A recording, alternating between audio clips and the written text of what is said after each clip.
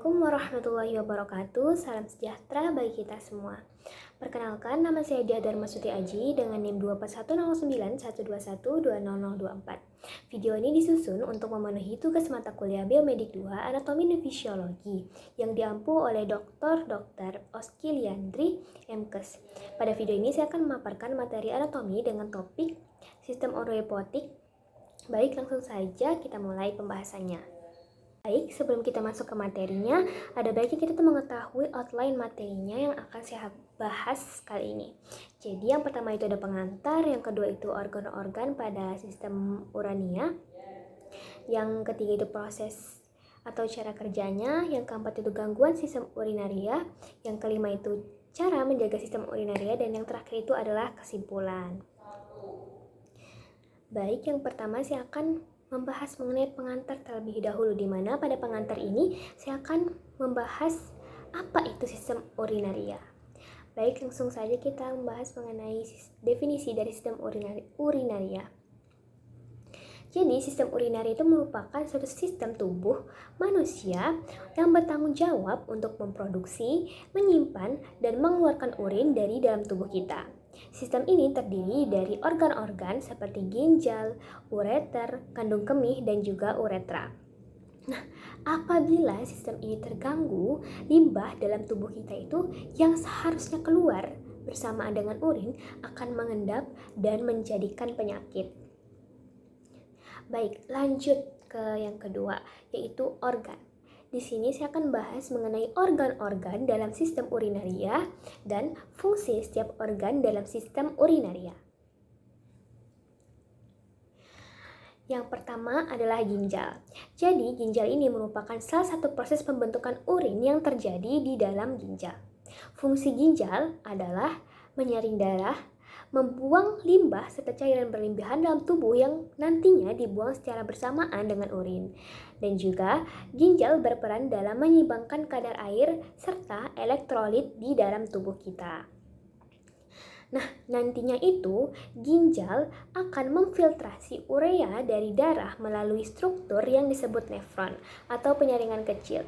Masing-masing nefron umumnya itu terdiri atas bola yang dibentuk oleh tubulus ginjal atau tabung kecil dan glomerulus darah kecil. Kemudian, urea bersamaan dengan cairan dan juga limbah akan membentuk urin saat melewati nefron menuju tubulus ginjal. Yang kedua adalah ureter. Jadi, ureter ini merupakan organ yang berperan dalam proses terbentuknya urin. Berikutnya adalah ureter. Dalam hal ini, ureter ini berfungsi sebagai saluran yang membawa urin hasil penyaringan dari ginjal menuju ke kandung kemih. Selama proses ini, otot-otot pada dinding ureter itu akan berkontraksi dan juga mengendur supaya urin ini dapat turun dari ginjal. Nah, ternyata setiap 10 hingga 15 detik, sedikit demi sedikit urin itu akan mengalir dari ureter ke kandung kemih. Apabila tidak terhubung dengan kandung kemih atau justru kembali naik, kondisi tersebut berpotensi menyebabkan masalah kesehatan atau penyakit bagi tubuh kita sendiri, seperti penyakit ginjal atau infeksi lainnya. Yang ketiga adalah kandung kemih. Jadi kandung kemih ini merupakan organ yang terbentuk seperti piramida terbalik yang terletak di perut bagian bawah. Nah, fungsi dari kandung kemih ini sendiri adalah menampung urin, yang mana kandung kemih itu pada orang dewasa mampu menampung sekitar 300 hingga 500 ml urin. Ketika organ ini penuh, akan timbul dorongan kita untuk buang air kecil. Kandung kemih itu umumnya dapat menyimpan 300 hingga 500 ml selama 2 hingga 5 jam. Dan yang terakhir adalah uretra. Jadi, uretra ini merupakan organ yang selanjutnya berperan dalam proses pembentukan urin. Nah, setelah proses pembentukan urin selesai, urin ini akan dikeluarkan melalui uretra, di mana uretra ini merupakan saluran kencing yang menghubungkan kandung kemih sebagai tempat penyimpanan urin dan juga lubang saluran kemih. Uretra pada wanita ini cukup pendek sekitar 4 cm, sedangkan pada pria dapat mencapai 20 cm. Baik, kita akan masuk ke bagian yang ketiga, yaitu proses pembentukan urin. Jadi, proses pembentukan urin ini terdiri dari 3 tahap, yaitu filtrasi atau penyaringan, reabsorpsi, penyerapan kembali, dan yang terakhir adalah augmentasi atau pengumpulan. Nah, lebih lengkapnya akan saya urutkan proses pembentukan urin. Jadi, yang pertama itu adalah filtrasi.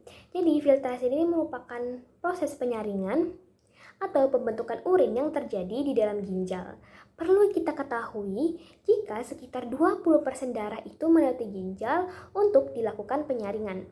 Tujuannya adalah untuk menghilangkan zat sisa metabolisme limbah dalam darah. Baik, lanjutan dari tahapan filtrasi tadi. Jadi secara spesifik itu tahapan filtrasi terjadi di badan Malgippi yang terdiri dari glomerulus yang dibungkus oleh kapsula Bowman atau kantung pelindung yang juga menyimpan hasil filtrasi.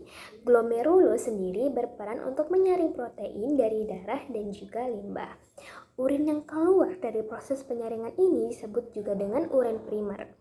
Urin primer dan juga urea ini di dalamnya itu merupakan hasil amonia yang sudah terakumulasi. Hal ini berlangsung saat organ hati memproses asam amino dan disaring oleh glomerulus. Selanjutnya, tahapan reabsorpsi atau penyerapan kembali. Jadi, reabsorpsi ini merupakan tahapan ketika urin itu diserap kembali oleh tubulus proximal nephron, tubulus distal dan juga tubulus pengumpul. Tujuannya ini adalah untuk menyaring kembali air, natrium, asam amino, dan juga zat-zat lain yang masih kita butuhkan. Dan yang terakhir adalah augmentasi. Jadi augmentasi atau sekresi ini merupakan tahap akhir dari proses pembentukan urin, yang tujuannya itu untuk menjaga keseimbangan pH asam basa dalam tubuh serta keseimbangan elektrolit dalam darah. Pada tahap augmentasi ini juga urin sekunder ini akan mengalir ke tubulus distal dan pengumpul. Yang keempat adalah gangguan dan juga kelainan pada sistem urinaria.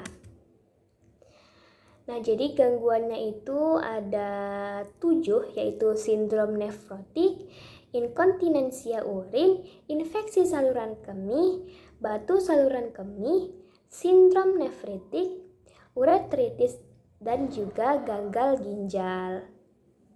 Baik, di sini saya akan menjelaskan satu persatu dari gangguan yang ada di sistem urinaria tadi. Jadi yang pertama itu sindrom nefrotik. Jadi sindrom nefrotik ini merupakan kondisi di mana kadar protein dalam urin itu mengalami peningkatan. Kondisi ini juga terjadi dikarenakan kerusakan di nefron ginjal yang fungsinya itu menyaring limbah dan juga cairan berlebih dari darah. Pasien dengan sindrom ini nih umumnya mengalami pembengkakan pada bagian-bagian tubuh, di mana sindrom ini merupakan masalah bawaan akibat kelainan membran atau penyakit autoimun dan juga metabolik. Selanjutnya adalah inkontinensia urin. Jadi, inkontinensia urin ini merupakan kondisi yang banyak dialami oleh lansia. Kondisi ini terjadi ketika fungsi dan juga saraf otot itu atau kandungan kemih dan juga saluran kemih ini mengalami gangguan, sehingga proses buang air kecil ini tidak terkontrol dan sering menyebabkan penderita itu mengompol. Yang ketiga adalah infeksi saluran kemih atau ISK yang umum itu terjadi di sistem urinaria. Infeksi ini terjadi pada saluran kemih hingga ginjal. Pada kasus ini, wanita ini memiliki resiko yang lebih besar mengalami ISK dibandingkan pria karena uretranya itu lebih pendek. Karena laki-laki itu memiliki panjang uretranya itu 20 cm. Selanjutnya, batu saluran kemih. Jadi, batu saluran kemih ini terbentuk dari endapan mineral pada urin yang mengkristal pada sistem urinaria. Contohnya itu seperti batu ureter, batu ginjal, atau batu kandung kemih. Semakin besar batu yang terbentuk, maka risiko timbulnya penyakit akan semakin tinggi pula. Yang kelima, sindrom nefritik. Jadi sindrom ini merupakan peradangan yang menyebabkan ginjal itu mengalami pembengkakan. Kondisi ini juga mengakibatkan nyeri panggul, nyeri saat buang air kecil, hingga perubahan warna urin menjadi kemerahan atau bahkan keruh. Nyeri perut dan juga pinggang, serta pembengkakan di wajah dan juga kaki. Sindrom ini dipicu oleh riwayat infeksi dan juga peradangan yang pernah dialami oleh tubuh kita. Yang keenam adalah uretritis. Jadi uretritis ini merupakan kondisi ketika uretra kita itu mengalami peradangan. Kondisi ini umumnya disebabkan oleh infeksi bakteri yang berkembang di saluran kemih. Beberapa gejalanya itu diantaranya rasa nyeri serta peningkatan frekuensi buang air kecil. Yang ketujuh atau yang terakhir adalah gagal ginjal. Jadi gagal ginjal ini merupakan kondisi di mana ginjal kita itu tuh tidak mampu lagi untuk menyaring darah dan juga membuang cairan serta racun yang ada di dalam tubuh. Kerusakan ginjal ini dipicu oleh beberapa faktor, mulai dari dehidrasi berat, penggunaan obat-obat tertentu, hipertensi, dan diabetes yang tidak mendapatkan penanganan yang tepat. Kondisi ini ditandai dengan sesak napas, berkurangnya volume urin, pembengkakan di kaki, wajah pucat, dan juga lemas. Baik, kita akan masuk ke segmen yang kelima, yaitu bagaimana sih cara kita untuk menjaga kesehatan urinaria kita. Jadi, proses pembentukan urin ini akan terganggu jika salah satu organ yang terlibat di dalamnya itu mengalami masalah, misalnya gagal ginjal. Itulah mengapa sistem urinaria ini perlu dijaga dengan baik. Adapun beberapa cara yang bisa kita lakukan itu adalah sebagai berikut ini. Yang pertama, memenuhi kebutuhan cairan tubuh harian dengan mengkonsumsi kurang lebih 2 liter air per hari. Berolahraga secara rutin, menerapkan pola makan sehat seperti memperbanyak asupan protein dan juga mengurangi lemak, buang air kecil setelah berhubungan intim, dan juga hindari untuk menahan buang air kecil untuk mencegah terjadinya infeksi saluran kemih. Bagian yang terakhir yaitu kesimpulan. Jadi dapat kita simpulkan bahwa menjaga kesehatan sistem urinarian ini penting untuk mencegah akumulasi limbah dan juga racun di dalam tubuh kita yang dapat menyebabkan berbagai penyakit. Jika mengalami gejala seperti nyeri saat buang air kecil, perubahan warna urin, atau frekuensi buang air yang kecil yang tidak normal, sebaiknya konsultasikan dengan tenaga medis. Saya juga akan menyimpulkan beberapa materi yang sudah kita bahas. Jadi yang pertama, sistem urinaria itu merupakan suatu sistem organ yang berfungsi untuk menyaring dan juga membuang zat-zat limbah dari dalam tubuh kita melalui produksi dan juga pengeluaran urin. Sistem ini terdiri dari ginjal, ureter, kandung kemih, dan juga uretra. Organ-organ di sistem urinaria.